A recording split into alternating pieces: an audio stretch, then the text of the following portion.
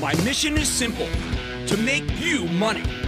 I'm here to level the playing field for all investors. There's always a bull market somewhere, and I promise to help you find it. Mad Money starts now. Hey, I'm Cramer. Welcome to Mad Money. Welcome to Cramer. I'll be one of my friends just trying to make you some money. My job is not just to entertain you, but to educate you. So call me at 1-800-743-CNBC or tweet me at Jim Cramer. What do you do? What do you do when the biggest winner from the stay-at-home economy finally disappoints? Do you dump the entire COVID cohort, or do you stick with it on a day where the Dow rose 185 points, S&P climbed 1.13%, and the Nasdaq gained 1.28%? Yes, yes, yes. I'm talking about the reaction to Zoom Video Communications after it reported a very good quarter that wasn't quite good enough for Wall Street. This company's practically synonymous with the new normal. I think we'll look back on 2020 as the year of Zoom. So when you see the stock down 15%, it's alarming.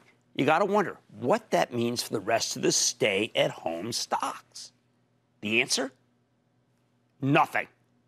Just because Zoom's insanely high growth is decelerating a tiny little bit, that doesn't mean the trend is over. In fact, I'd argue that it's never going away, because this year has shown us that millions of jobs can be done better from home. No need for that central office. Why go to meetings to negotiate or sign documents when you do everything over the web and save millions, maybe tens, maybe hundreds of millions of dollars in travel, in hotels, in dinners? Zoom? I mean, that's how the $39 billion S&P Global IHS market deal was consummated, as we heard last night from CEOs Doug Peterson and Lance Ugla on Mad Money.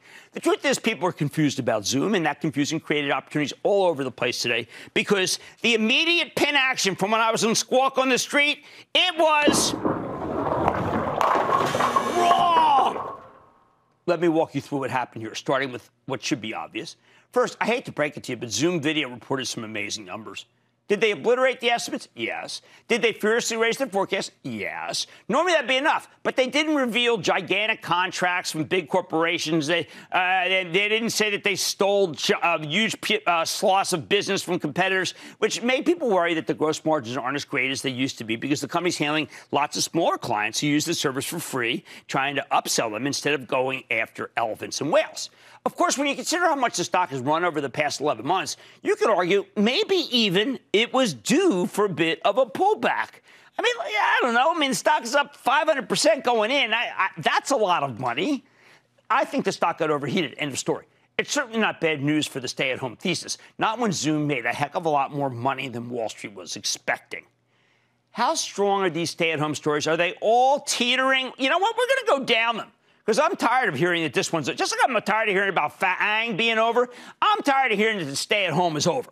First off, this morning, Amazon got dinged off the Zoom carnage, was getting hit. It was an incredible buying opportunity, as word got out very soon that Amazon had a fantastic Cyber Monday, something that should come as a surprise to no one. COVID cases are exploding right now. You see these numbers that Dr. Gottlieb's talking about? Holy cow, it's an Amazonathon. And we can finally see a light at the end of the tunnel with these upcoming vaccines. But I bet a lot of people stay home for the next few months and order everything they need off the internet, because why risk getting sick when you're this close to the finish line? I just ordered some kind of spacesuits for outside on Amazon. I mean, what are you going to do? I mean, where are you going to get them? I'm going to go to the store? Buttressing Amazon, you got FedEx, which caught an upgrade from Barclays that talked about acceleration of e-commerce market adoption. That sure doesn't sound like the end of the stay-at-home thesis to me. Second, let's come at this from another angle. Let's talk about Micron, symbol MU. The gigantic commodity semiconductor company guided up significantly this morning, and the stock surged to a 20-year high. It wasn't that long ago that CEO Sanjay Mehrotra came on this show with the stock at $41 and told us it was way too cheap. So Micron would buy back shares hand over fist in the open market. At the time, I felt like you couldn't go a day without some analyst slashing numbers, trashing the stock. Well, today it surged to $67. I'm talking about a huge win. Sanjay, come back. Good work. More importantly, Micron has a heck of a lot more pin action than Zoom Video. Their DRAM and flash memory chips go into all sorts of gadgets, including the hardware you need to set up a home office. That's another sign the work-from-home story remains strong, and it's not what we call a pull-through, where it's not going to be any good 3 months from now. I say that because last night Dell Technologies told us the story of a fabulous holiday season. If your house is your schoolroom, and it's your home entertainment center, and it's your office, well, guess what? You need more than one family PC. You need a boatload explode, and that's what's driving the revival of laptops. It's an extraordinary cycle, and it's far from over. After listening to Michael Dell last night, I think that Dell, the stock, is a must-buy. Third, we got still more evidence that Apple's having a very Merry Christmas.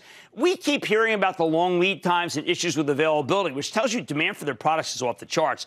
This stock has been stuck in the mud, but today it got its groove back, up 3%, pin action there. Qualcomm, Skyworks Solutions, and a host of others that you know I like.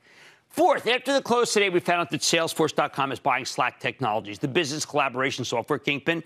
Listen to what Slack said last week. Quote, in a normal post-COVID-19 environment, CIOs expect 38% of employees to work from home routinely, up from 18% pre-crisis, with 94% expecting work from home to remain a durable trend. That's extraordinary, people. Before the pandemic, only 17% of CIOs of companies that have more than 20% of employees working from home. Now, post-COVID, it's going to be 75%. You think that's a trend that's going away? It's secular. It's growing. Sounds good to me. I like the deal, by the way, with Salesforce. We're going to talk, hey, you know what? We're going to bring Mark Benioff later on to talk about his great quarter and the acquisition. How about the people who think Zoom's supposed slowdown signals a slowdown in the economy? Well, that's insane. First, again, Zoom's doing great, but more important, Zoom's total disconnected from the broader economy. When you look at the cyclical smokestack stocks, they tell a very different story. The railroads keep hitting new highs. The car companies are in great shape. Last night, Carvana told us the used car business is hot. Freeport-McMoRan, our largest copper producer, has arguably the best chart in the entire book. This morning, Alcoa, our biggest aluminum company, said demand's getting stronger. Nucor, America's top steel maker, has a stock that suddenly is roaring. So is the stock of WestRock, the commodity cardboard maker. All the chemical stocks are going crazy. You can't believe those runs. That tells you the broader economy is in good shape. What else? Airbnb's coming public, planned $35 billion valuation. When no one was traveling during the lockdown, Airbnb's business suffered. But now we have a pandemic thesis that's blowing the doors off. People want to travel. They just don't trust hotels. They hate the elevators. They'd rather rent out somebody else's house and just, bring these and wipe it over, okay? Why not, right? Finally, it's pretty clear that we can get a stimulus deal from Washington that will tide people over until we get a vaccine. More on those negotiations later. I prefer a bigger relief package than the compromise proposal we're hearing about, but half a loaf is better than none. Now, let's go back to Zoom for a second and that so-called horrific 15% decline. Zoom represents the zeitgeist like nothing else. In a negative market or even a neutral market, its breakdown could have crushed the whole complex. Actually, crushed all the averages. But because we're in a rip-snorting bull market, the pain was cordoned off. And most stocks that got dragged down by the negative pin action ended up rebounding, some of them sharply. Bottom line, despite what you heard this morning, vast swaths of our economy remain very strong, and that includes the stay-at-home stocks. A good market can shake off discouraging news. A great market can ignore it entirely. Don't miss a second of Mad Money. Follow @JimCramer on Twitter. Have a question? Tweet Cramer. #MadTweets. Send Jim an email to madmoney@cnbc.com or give us a call at 1-800-743-CNBC. Miss something? Head to madmoney.cnbc.com. Shepard Smith here. Thanks for watching CNBC on YouTube.